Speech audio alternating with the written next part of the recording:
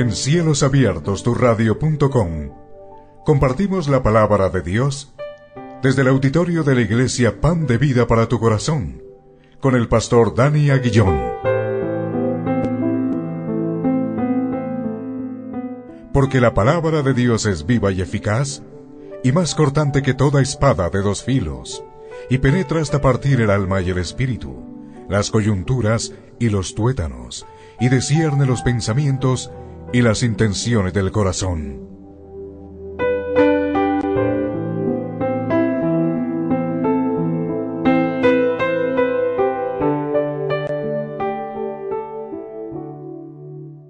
Efesios capítulo 2, versículos 1 al 10. Vamos a leer la palabra de Dios. Efesios 2, 1 al 10. Dice así: Y Él os dio vida a vosotros cuando estabais muertos en vuestros delitos y pecados, en los cuales anduvisteis en otro tiempo, siguiendo la corriente de este mundo, conforme al príncipe de la potestad del aire, el espíritu que ahora opera en los hijos de desobediencia, entre los cuales también todos nosotros vivimos en otro tiempo, en los deseos de nuestra carne, haciendo la voluntad de la carne y de los pensamientos, y éramos por naturaleza hijos de ira, lo mismo que los demás. Pero Dios, que es rico en misericordia, por su gran amor que nos amó, aun estando nosotros muertos en pecados, nos dio vida juntamente con Cristo. Por gracia sois salvos. Y juntamente con Él nos resucitó, y asimismo nos hizo sentar en los lugares celestiales con Cristo Jesús, para mostrar en los siglos venideros las abundantes riquezas de su gracia, en su bondad, para con nosotros en Cristo Jesús. Porque por gracia sois salvos por medio de la fe, y esto no de vosotros, pues es don de Dios, no por obras, para que nadie se gloríe, porque somos hechura suya, creados en Cristo Jesús para buenas obras, las cuales Dios preparó de antemano para que anduviésemos en ellas. Gracias, Señor, por tu palabra. Gracias, Señor. Amén. El tema para hoy: y nos dio vida cuando estábamos muertos. Ese es el tema para hoy. Y nos dio vida cuando estábamos muertos. Vamos a continuar con nuestra serie de Efesios, y en esta oportunidad nos corresponden el capítulo 2 del versículo 1 al 10. Y en estos 10 versículos vamos a mirar tres cosas. En estos 10 versículos vamos a mirar tres cosas. Del versículo 1 al versículo 3 vamos a mirar la condición en que nos encontrábamos antes de ser salvos. Repito, del versículo 1 al versículo 3 vamos a mirar la condición en que nos encontrábamos antes de ser salvos. Del versículo 4 al versículo 6, la posición actual como hijos de Dios. La posición actual como hijos de Dios. Y del versículo 7 al versículo 10 vamos a mirar el propósito de Dios al salvarnos. El propósito de Dios al salvarnos. Así que bajo estos tres lineamientos vamos a desarrollar este mensaje. Bueno, vamos a comenzar. Ubiquémonos en Efesios capítulo 2, versículo 1. Ubiquémonos en Efesios 2, 1. Efesios 2, 1. Donde la palabra de Dios nos dice: y Él os dio vida a vosotros cuando estabais muertos en vuestros delitos y pecados. La palabra de Dios nos dice que la condición del hombre sin Dios es muerto espiritualmente. Sin Dios en nuestra vida, ¿cómo estamos? Muertos espiritualmente. Y es que la Biblia nos enseña tres tipos de muerte. Tres tipos de muerte nos enseña la palabra de Dios. Una es la muerte física, es decir, cuando partimos de este mundo. Otra es la muerte espiritual. Y otra es la que la Biblia nos dice, la segunda muerte, que es la muerte eterna. Vamos a mirar esos conceptos a través de la luz de las Escrituras. Así que miremos la muerte espiritual, hagamos un énfasis en la muerte espiritual. Y no solamente tomando este pasaje bíblico, sino apoyémonos también en Colosenses capítulo 2, versículo 13. Colosenses 2:13, para poder identificar la muerte espiritual. Colosenses 2:13. Dice la palabra de Dios en Colosenses 2:13. Y a vosotros, estando muertos en pecados y en la incircuncisión de vuestra carne, os dio vida juntamente con él, perdonados todos los pecados. ¿Qué nos dice allí también la palabra de Dios? Estando muertos en pecados. Nosotros, sin conocer del Señor, estamos muertos espiritualmente. La gente, cuando no tiene a Dios en su vida, está muerta espiritualmente. Es decir, no logra entender a Dios, no logra discernir el mundo espiritual o el campo espiritual, no lo logra entender. Bueno, ahora miremos la segunda muerte, que es la muerte eterna. Miremos el pasaje en Apocalipsis 20:14. Estamos mirando lo que nos presenta la Biblia con respecto a la muerte, ¿no? Entonces mira que en Apocalipsis 20:14 tenemos lo que se conoce como la muerte segunda. Apocalipsis 20:14 dice: y la muerte y el Hades fueron lanzados al lago de fuego. Esta es la muerte segunda. ¿Cuál es la muerte segunda? Separado eternamente de Dios. O sea, una muerte en la eternidad. La palabra Hades, el significado es morada de los muertos. La palabra Hades significa morada de los muertos. Así que ya entendemos la muerte física, ¿no? La muerte física es que dejamos de vivir en este mundo, ¿no? O sea, muerte espiritual, muerte física y segunda muerte o muerte eterna. Bueno, tengamos presente eso. Bueno, volvamos a nuestro pasaje central. Sigamos en Efesios 2:1. Pongamos allí en pantalla nuevamente Efesios 2:1, donde las Escrituras nos dice: y Él os dio vida a vosotros cuando estabais muertos. Entonces, alguien se pregunta, ¿yo estoy muerto? ¿Cómo así que yo estoy muerto si yo estoy en este mundo? Está hablando claramente de una condición espiritual. Allí se está hablando de una condición espiritual. Y esa condición espiritual está dominada ¿por qué? Por el pecado. Dice allí, delitos y pecados. Delitos y pecados. Tengamos en cuenta lo siguiente: el hombre, si no nace de nuevo, no puede percibir el reino de Dios. La condición es que debe nacer de nuevo para que pueda percibir el reino de Dios. De lo contrario, el hombre natural no lo va a percibir. Miremos precisamente lo que nos dice Juan 3:3. Juan 3:3. Para que sigamos escudriñando lo que dice las Escrituras. Respondió Jesús y le dijo: de cierto te digo, que el que no naciere de nuevo no puede ver el reino de Dios. Una persona que tiene una condición espiritual que es muerte espiritual o muerta espiritualmente, no puede entender las cosas de Dios, no las puede comprender. ¿Por qué? Porque esa persona va a razonar bajo su propio intelecto, va a razonar según también lo que ha vivido. Pero nuestro Señor Jesucristo nos dice a través de las Sagradas Escrituras que la persona tiene que nacer de nuevo. Si ves la condición, muerto espiritual. Para dejar de ser muerto espiritual hay que nacer de nuevo. Y esto lo opera Dios. Mira, muy importante. ¿Cuál es la condición del hombre sin Dios? Muerto espiritualmente. ¿Qué hay que hacer? Nacer de nuevo. Pero nosotros podemos nacer de nuevo en nuestras propias fuerzas. Imposible. Un muerto no se puede resucitar si no está ahí Dios. Bueno, miremos lo que nos dice 1 Corintios 2:14. 1 Corintios 2:14, que nos va a hablar de la característica del hombre natural, es decir, aquel que está muerto espiritualmente. Mira la característica del hombre natural. 1 Corintios 2:14 dice: pero el hombre natural no percibe las cosas que son del Espíritu de Dios, porque para él son locura, y no las puede entender, porque se han de discernir espiritualmente. Mira lo que pasa con el hombre natural. ¿Qué pasa con el hombre natural? No percibe las cosas de Dios. No las percibe, no las comprende.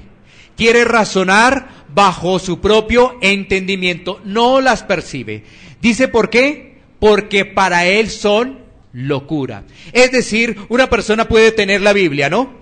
Mira, tiene la Biblia, la palabra de Dios. Y dice, ¿tú crees en la Biblia? Sí, yo creo en la Biblia, sí. Bueno, por ejemplo, ¿tú crees en que todo lo creado es de Dios? Es que a mí me enseñaron que hay la evolución. Existe la evolución. ¿Sí ves? Tú crees según tu propio entendimiento. Mira, la Biblia nos dice que todo es creado por Dios. Todo es creado por Dios. Pero ¿sabes qué dicen los hombres? Que hay evolución. Dios dice, todo lo he creado. Los hombres dicen, no, hay evolución. Entonces, no podemos creer unas cosas sí y otras cosas no. ¿Sí? Entonces, ¿para él qué? Eso es locura. ¿Por qué locura? Va a decirlo de primera mano lo siguiente. Mira, por ejemplo, en la Biblia no mencionan los dinosaurios. Y los científicos han dicho que han estado los dinosaurios en algún momento. Entonces, él empieza a razonar en su propio entendimiento y se alejó de la parte espiritual. Se olvidó que hay una parte espiritual. Entonces, ese es el hombre natural. Para él, muchas cosas son locura. Además, no las puede comprender porque no está caminando bajo los parámetros espirituales. Eso pasa con el hombre natural. Y ese hombre natural está muerto en delitos y pecados. Por eso no comprende, no entiende las cosas de Dios. Bueno, sigamos avanzando. Ahora, pasemos al siguiente versículo, al versículo 2 de Efesios. Efesios 2:2. Efesios 2:2. Estábamos haciendo un énfasis al tema de la muerte espiritual. Ahora miremos Efesios 2:2. Y vamos a encontrar en el versículo 2 y en el versículo 3 4 puntos muy importantes en los cuales estuvimos en otro tiempo. Ese otro tiempo que nos describen los versículos 2 y 3 lo podemos mirar bajo 4 puntos. Leamos primero. En los cuales anduvisteis en otro tiempo, siguiendo la corriente de este mundo, conforme al príncipe de la potestad del aire, el espíritu que ahora opera en los hijos de desobediencia, entre los cuales también todos nosotros vivimos en otro tiempo en los deseos de nuestra carne, haciendo la voluntad de la carne y de los pensamientos, y éramos por naturaleza hijos de ira, lo mismo que los demás. 4 puntos entonces vamos a desarrollar. El primero, dice las Escrituras, en los cuales anduvisteis en otro tiempo. Así que el camino que teníamos era el camino del mundo. Mira que nos dice la palabra de Dios, en los cuales anduvisteis en otro tiempo. Es decir, caminaste por el mundo. Eso es lo primero que nosotros debemos comprender, que estábamos caminando en el mundo, en otro tiempo, ¿no? Entonces, ¿qué vamos a encontrar en el mundo?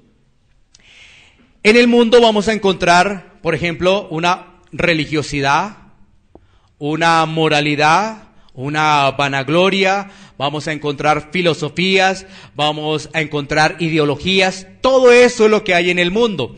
Y por ejemplo, las personas en el mundo pueden tener una falsa piedad, las personas en el mundo pueden tener una aparente moralidad, pero eso no indica que están vivos para Dios, eso no lo indica. Quiero ponerte un ejemplo para que me puedas comprender. Hay una persona que dice, voy a dejar de beber, voy a dejar de seguir en el alcoholismo. ¿Cuál es la razón? Es que fui al médico y me dijo que si sigo así, me va a dar una cirrosis.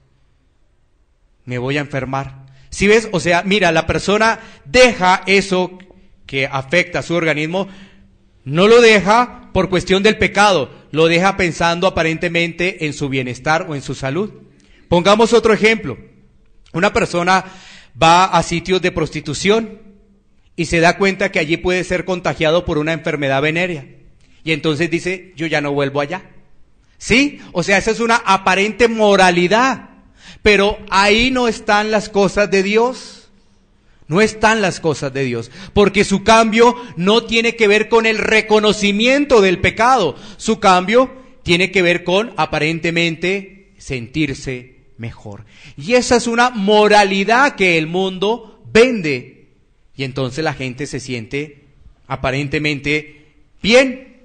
Ese mundo, ¿qué es lo que nos ofrece? Pecado. El mundo nos ofrece pecado.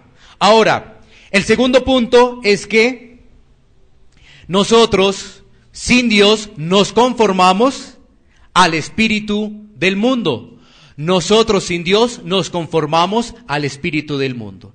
¿Y qué encontramos en ese espíritu del mundo? Lo que acabo de hacer referencia. Encontramos estos lineamientos. 1, ideologías y filosofías. 2, religiosidad. 3, vanagloria. Cuando digo ideologías y filosofías, hace parte de un grupo. Religiosidad hace parte de otro grupo y vanagloria hace parte de otro grupo.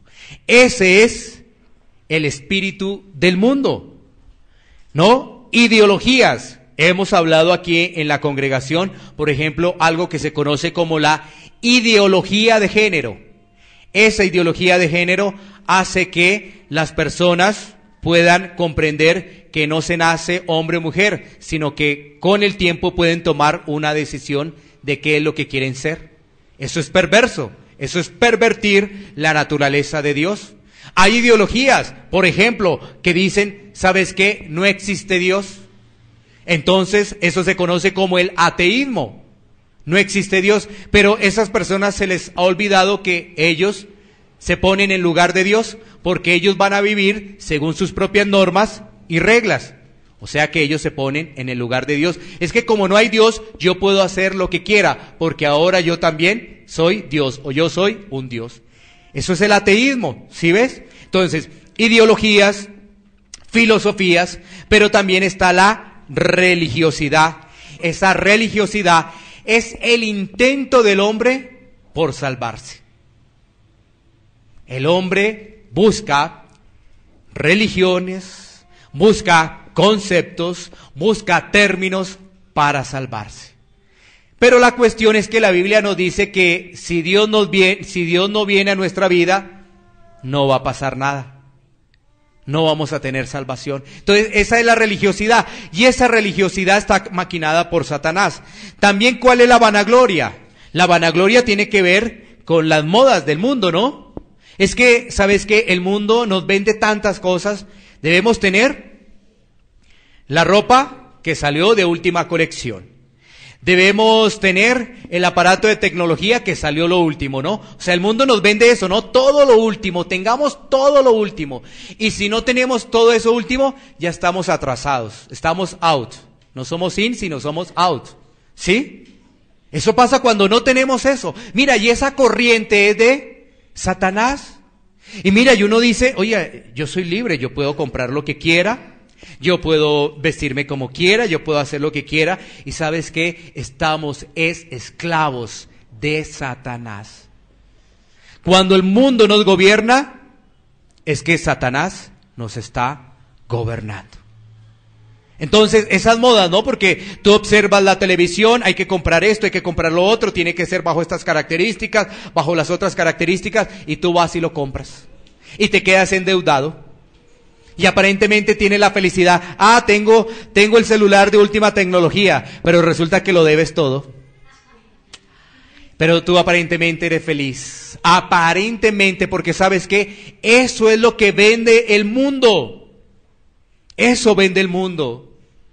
Y eso, dice la Escritura, eso éramos antes. Estábamos inmersos en ese mundo. Corra para aquí, corra para allá, compre una cosa, deba, haga y deshaga.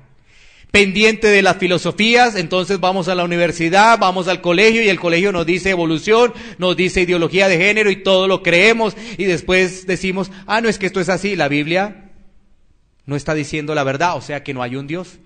Y pensamos que ahora sí somos bien pilos y bien inteligentes, ¿no? Ahora sí somos bien pilos y bien inteligentes. Bueno, vamos con la tercera. Hemos visto dos, ¿no? Vamos con la tercera de ese pasaje bíblico que estamos reseñando. Mira que ahora la tercera nos dice quién está al mando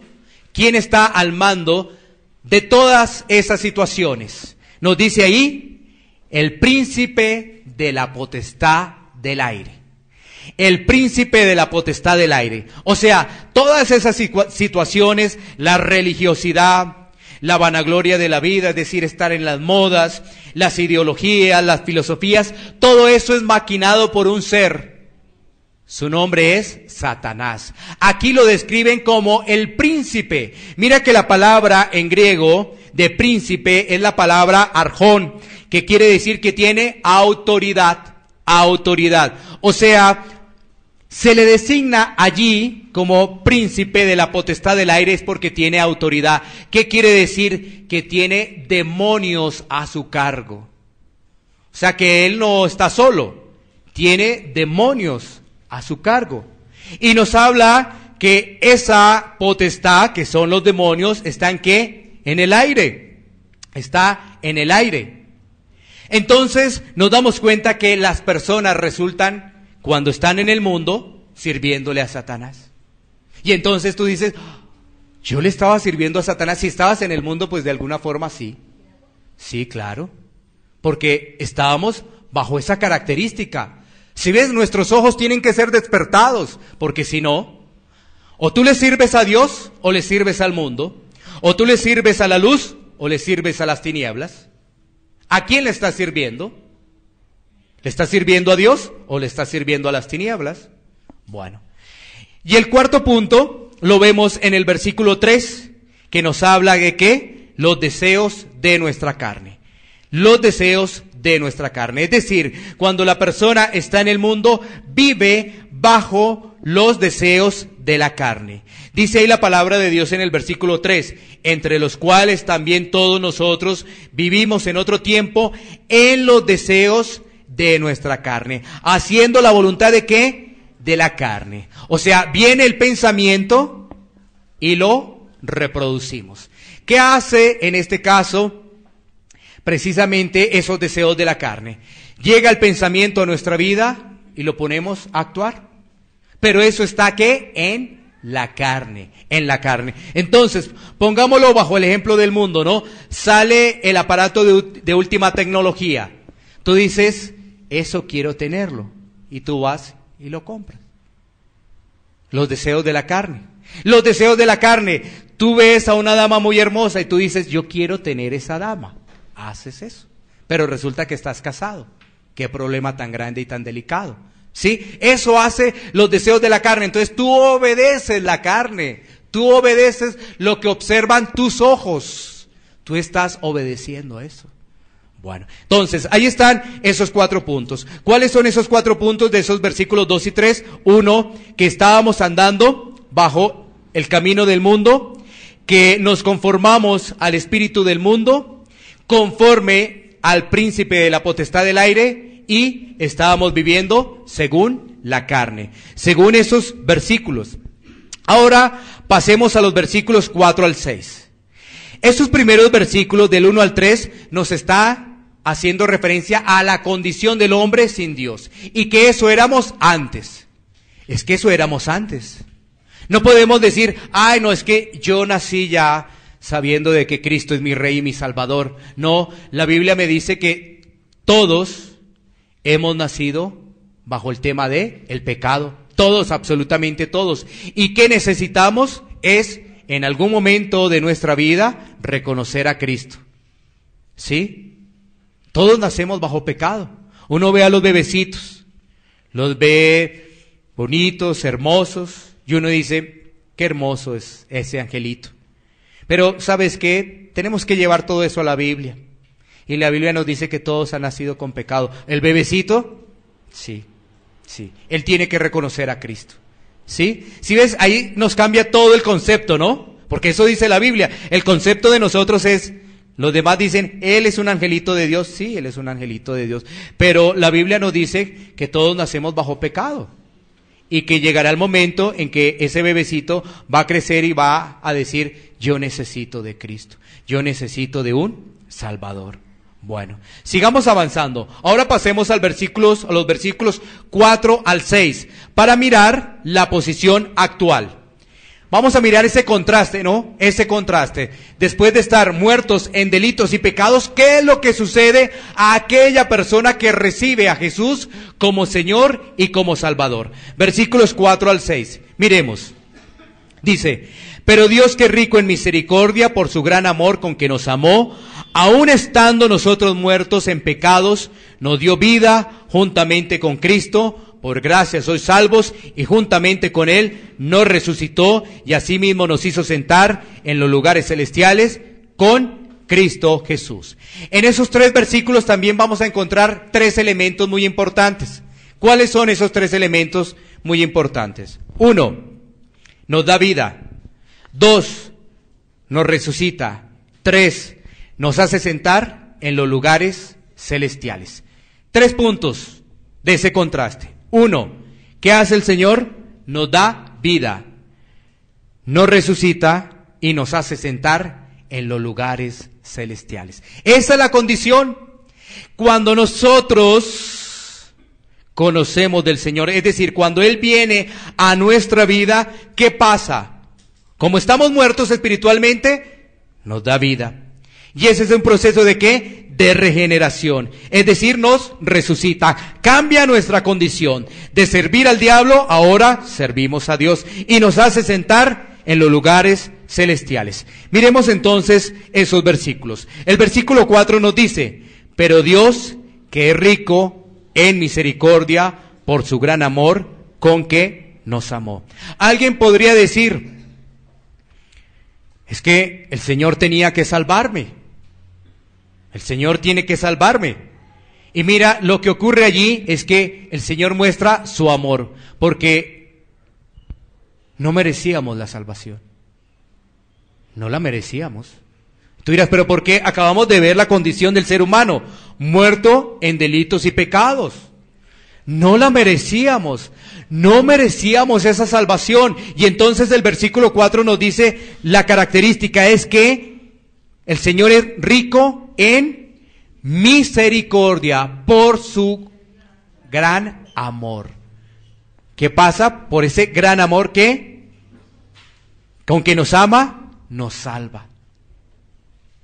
Muy importante entenderlo, porque tú dices, no, el Señor tenía que salvarme a mí.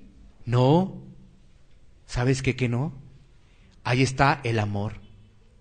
¿Éramos dignos de su salvación? La Biblia me dice que no. Pues nosotros podríamos pensar otra cosa, ¿no?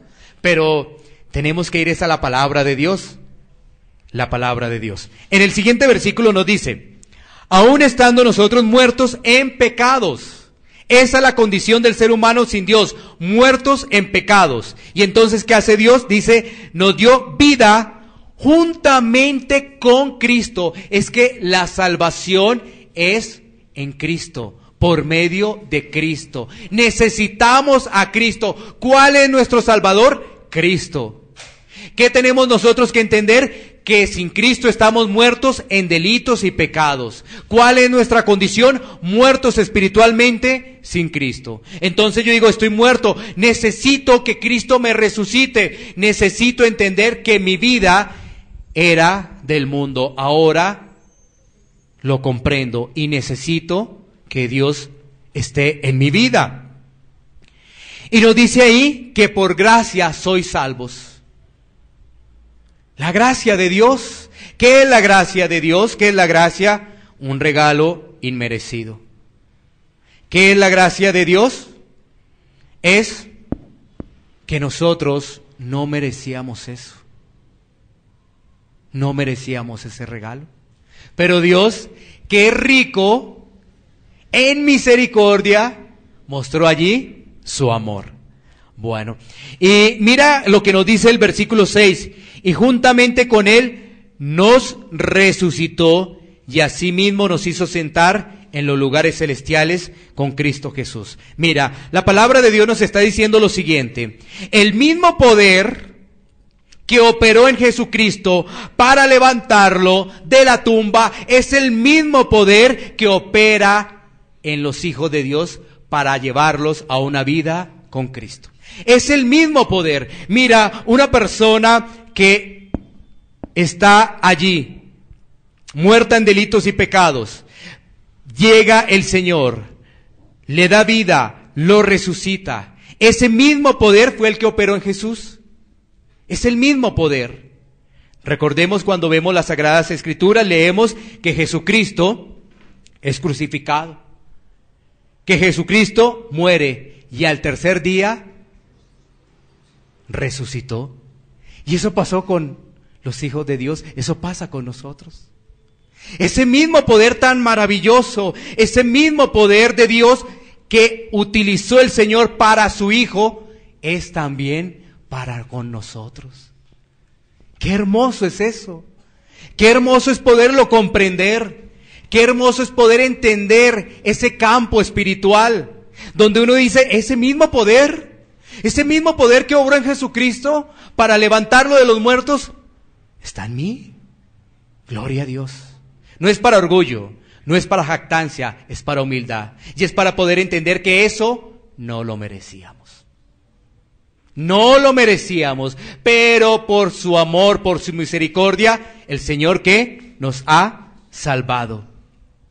Entonces, somos regenerados, pasamos de muerte espiritual a vida espiritual, y ahora, ¿cuál es nuestra condición? Es servirle al Señor, servirle al Señor.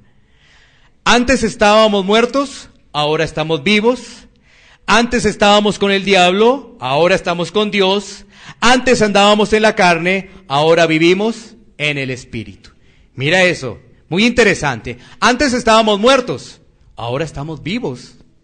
Antes estábamos con el diablo, ahora estamos con Dios. Antes estábamos en la carne, ahora vivimos en el Espíritu. ¿Y eso qué hace? Que nos llama o nos hace estar en los lugares celestiales con Cristo. Nos hace sentar en los lugares celestiales. Nos permite estar con Cristo desde ya. Somos ciudadanos del cielo y gobernados por las normas celestiales. Ese es el cambio que opera en los hijos de Dios. Mira, un gran cambio, ¿no? Imagínate el mundo, corriente del mundo, ahora sirviéndole a Dios. ¿Qué quiere decir? Que un hijo de Dios marca la diferencia. Un hijo de Dios donde está marca la diferencia. Pero como está el engaño de Satanás, la religiosidad, entonces ¿qué hace la religiosidad? Lo que hace la religiosidad es confundir a la persona. Lo que hace la religiosidad es decir, la persona me dijo que es cristiana, pero mire cómo actúa, no me parece. No parece que es cristiana. No, mire, ese cristianismo, eso es como mucha hipocresía, eso es como mucha falsedad. Eso hace la religiosidad. Pero realmente cuando una persona llega a Cristo, hay un cambio. Y esa persona se vuelve luz en medio de las tinieblas. Bueno, sigamos avanzando. Ahora pasemos al propósito. Versículos 7 al 10. Vamos a mirar ahora el propósito por el cual el Señor nos ha salvado. Ya hemos analizado. Lo primero, la condición en que nos encontrábamos. 2, la posición actual. Y ahora vamos a mirar el propósito de Dios al salvarnos. Del versículo 7 al versículo 10. El versículo 7 nos dice, para mostrar en los siglos venideros las abundantes riquezas de su gracia en su bondad para con nosotros en Cristo Jesús. ¿Cuál es el propósito de Dios para salvarnos? ¿Cuál es el propósito? Ahí la palabra nos dice, para mostrar en los siglos venideros las abundantes riquezas de su gracia. O sea, el Señor nos salva es para su gloria. Porque ¿sabes qué? Nosotros no tenemos ningún crédito en la salvación, ninguno. Ningún crédito tenemos nosotros en la salvación. Todo es el poder de Dios. La religiosidad te dice, tú buscas a Dios, entonces Dios viene y tú haces esto y tú haces lo otro y tú haces esto y te salvas y te vas para el cielo. La religiosidad te dice entonces bautízate y bautizándote entonces ya eres salvo y si no te has bautizado entonces te vas para el limbo y tal cosa y tal otra. Haz esto, haz lo otro, haz esta norma, haz estas cosas. No, eso hace la religiosidad. La Biblia nos dice que es por gracia. Miremos lo que estamos ahí haciendo referencia. Para mostrar en los siglos venideros las abundantes riquezas de su gracia, en su bondad para con nosotros en Cristo Jesús. Y el versículo 8 nos dice, porque por gracia sois salvos, por medio de la fe, y esto no de vosotros, pues es don de Dios. O sea, ahí nos dice, por medio de la fe. Entonces tú podrías decir, debo tener fe para ser salvo. Y entonces, esa fe te la produce es Dios. O sea, no es tu fe. Si ves, no hay ningún crédito en nosotros. Ningún crédito. Es que yo tengo la fe de Dios. Si te la puso Dios, si tienes la fe de Dios. De lo contrario, es tu propia fe, tu propio razonamiento, tu propio entendimiento. Porque la Biblia nos dice, porque por gracia sois salvos. Entonces ahí nos está diciendo, ese regalo es inmerecido. Y nos dice cuál es la forma, es la fe. Pero la fe no es tu fe, es la fe que pone el Señor en tu vida. La gente se confunde, es que yo sí tengo fe en esto, yo tengo fe en lo otro. Y entonces miramos, la gente puede tener la fe puesta en el médico. Esa no es la fe de Dios, porque puso la fe fue en un hombre. Pone la fe en el trabajo, y el día que se acabe el trabajo, entonces ¿qué pasó? Esa no es la fe de Dios. Aquí estamos hablando de la fe que es para salvación. Va la persona al médico, pero está confiando en el Señor, de lo que Él va a hacer. ¿Sí? Es la diferencia. No, tengo que ir al médico y entonces si no me atiende este doctor, no, tú pusiste, la atención fue en tu médico. Tiene que atenderme este doctor. Es que si no me atiende este doctor, o sea, tú piensas que ese doctor, X doctor, es el que te va a sanar. No, el que lo hace es el Señor, bajo su eterna voluntad. El que lo hace es el Señor. Entonces, esa fe la pone es el Señor. Y dice, y esto no de vosotros, pues es un don de Dios. No podemos jactarnos de nada. Es que hoy en día al cristianismo se le ha vendido como nosotros somos esto, somos lo otro, pero nosotros no lo merecíamos. No merecíamos eso. Porque todo es de Dios. Y entonces, cuando nos enseñan mal la palabra de Dios, lo que hace es que en nosotros haya jactancia, en nosotros haya orgullo. Nosotros pensamos que hacemos parte de la salvación. Y resulta que todo esto es de Dios. Todo es de Dios. Sigamos avanzando. Mira que ahora dice, no por obras, para que nadie se gloríe. ¿Sí ves? Porque es que si tú dices, es que, porque yo apoyo a un ancianato, porque yo apoyo a unos niños, yo le doy almuerzo al necesitado, por eso Dios me tiene que salvar y yo tengo un pedacito del cielo ya escriturado. No. Si tú lo estás haciendo bajo esa característica, estás con un pedacito ese en el infierno. Así es. ¿Pero por qué? Pues si estoy haciendo algo bueno. La moralidad aparentemente del ser humano. Y esa moralidad es algo terrible. Esa es la religiosidad. Eso es lo que nos separa de Dios. Porque nos vamos a dar cuenta que cada obra que nosotros hacemos, debemos hacerla es en Cristo. Y que Dios ya las ha preparado de antemano. Es que entendamos lo siguiente. No somos salvos por obras. Somos salvos para buenas obras. Quiero volvértelo a repetir, así despacio, para que logres captarlo. No somos salvos por obras. Somos salvos para buenas obras. Hay una gran diferencia en ello, grandísima. Y esa es la religiosidad. Que tú crees ganarte el cielo con tus obras. Con tus obras. No, es Cristo el que hace eso en tu vida. Es diferente, ¿no? Entonces, mira que nuestras obras no nos van a salvar. Ninguna obra que hagamos en nuestra fuerza nos va a salvar. Así sean muy bonitas. Así le des al necesitado, ayudes a unos niños desprotegidos, así ayudes a unas personas de la tercera edad. Pero esas obras, si las haces en tu carne, no te van a salvar. Eso me dice la Escritura. Mira que es algo aparentemente complicado, porque es que sabes que ahí tú te estás dando el crédito. Y aquí me dice que para que tú no te gloríes.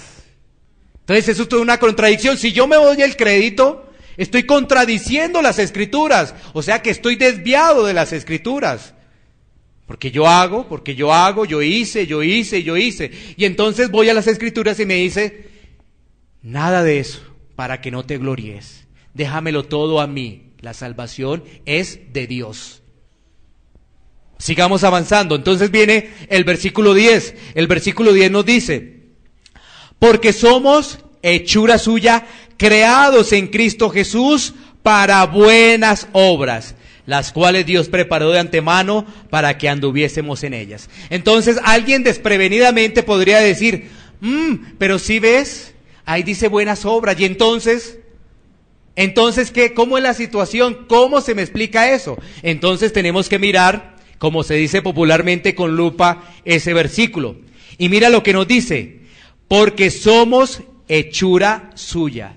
Es que cuando Cristo viene a nuestra vida, ahora somos imagen del Señor.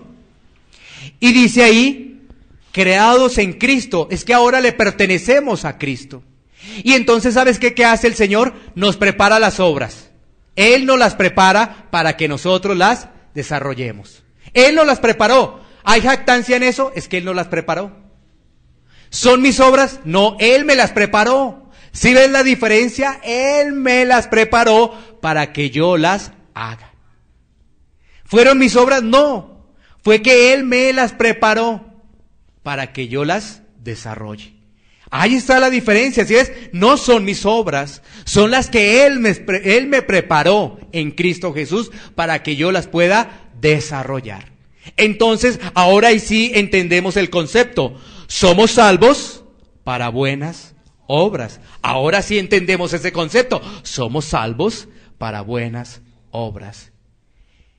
Y recuerda algo, la salvación viene a nuestra vida cuando creemos en el Hijo de Dios. Juan 6:47. Juan 6:47.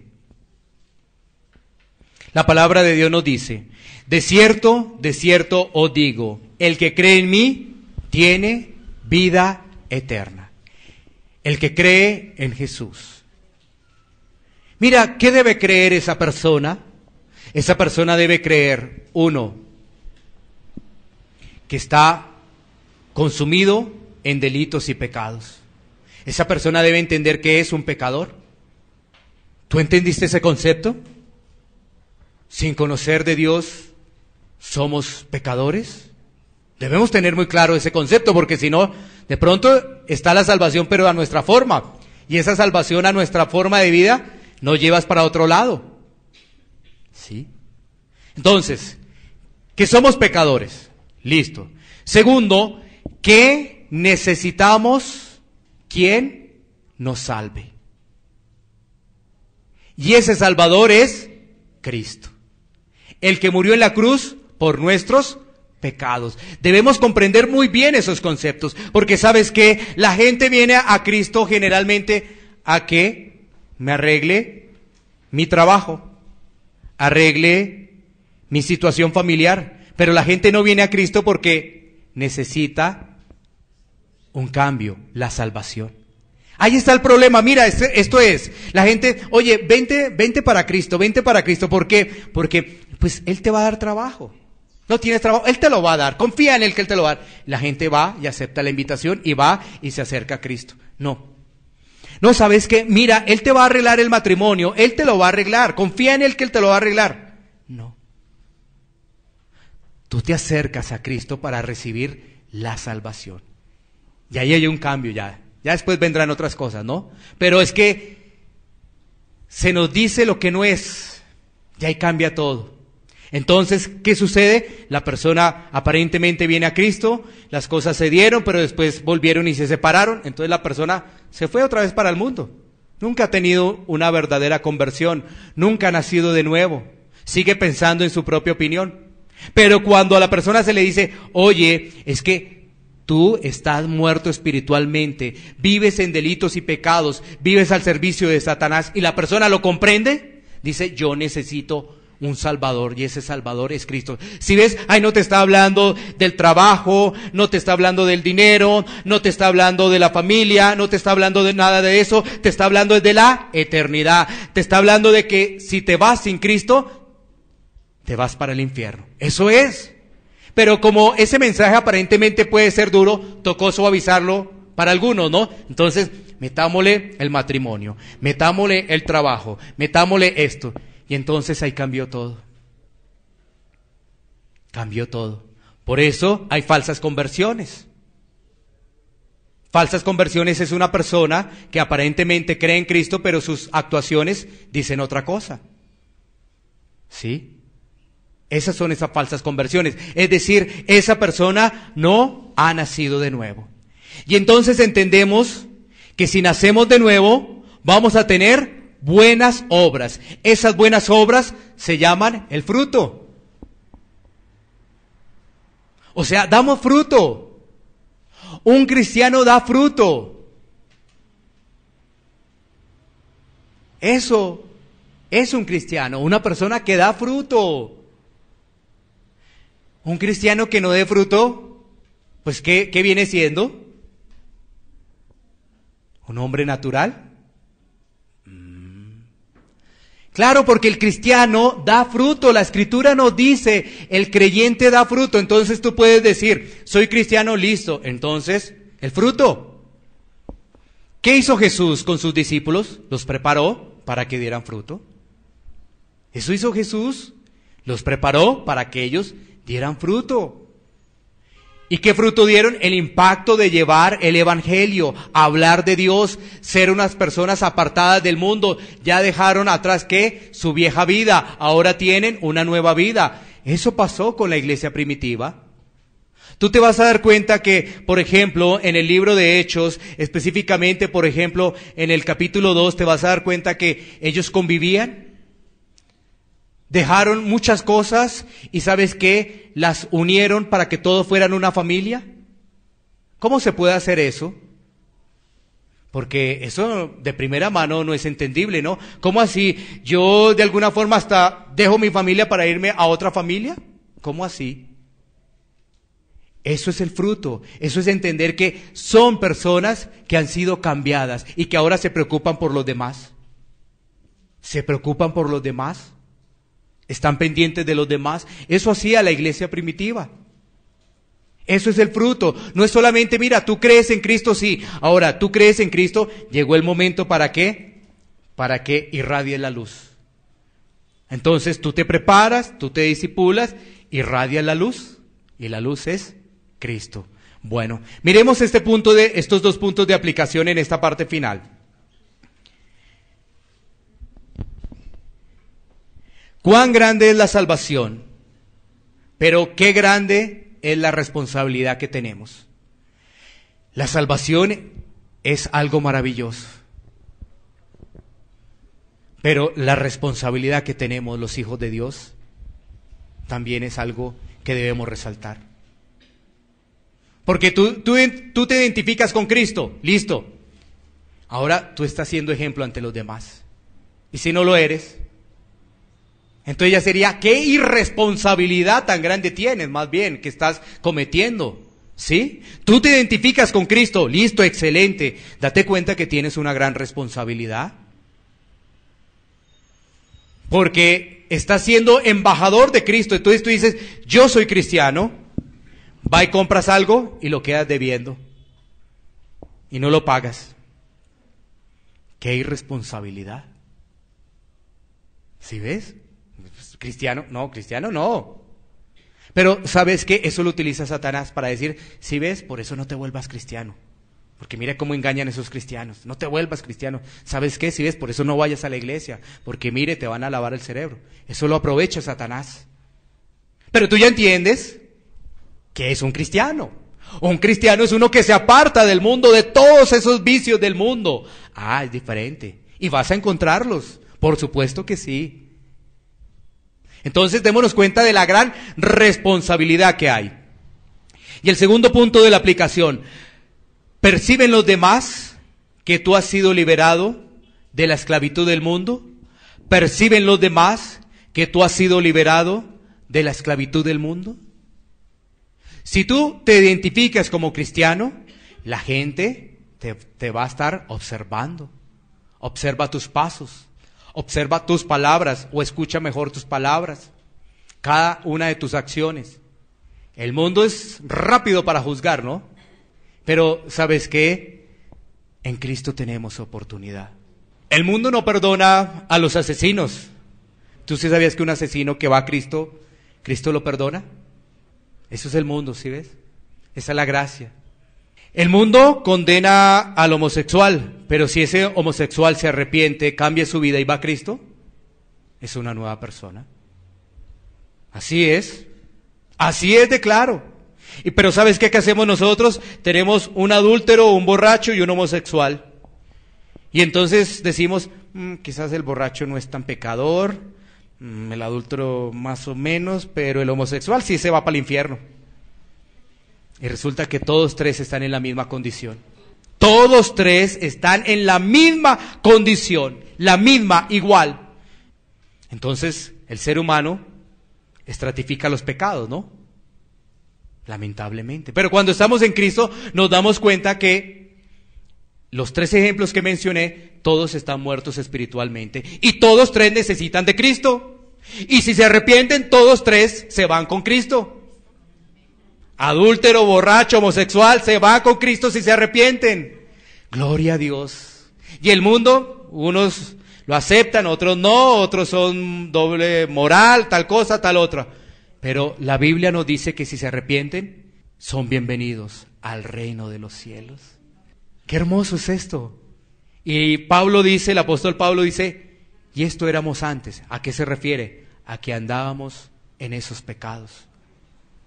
Entonces agreguémosle más la mentira, agreguémosle más el maltrato a nuestros padres, agreguémosle más dioses ajenos, idolatría, todo eso, ¿no? Porque quizás alguno dice, no, yo ni homosexual, ni adúltero, ni borracho, entonces por eso yo no tengo problema, yo me voy para el cielo. Pero entonces hay que agregarle idolatría, falsa adoración, mentira, robo, codicia, todo eso, ¿no? Para entender que ¿qué? Que somos pecadores y que necesitamos un Salvador. Recuerda esto, por gracia sois salvos. La gracia de Dios. Es que si no fuera por eso, no habría nada que hacer con nosotros. Dios nos da esa preciosa oportunidad. ¿Cuál es la oportunidad que nos da el Señor?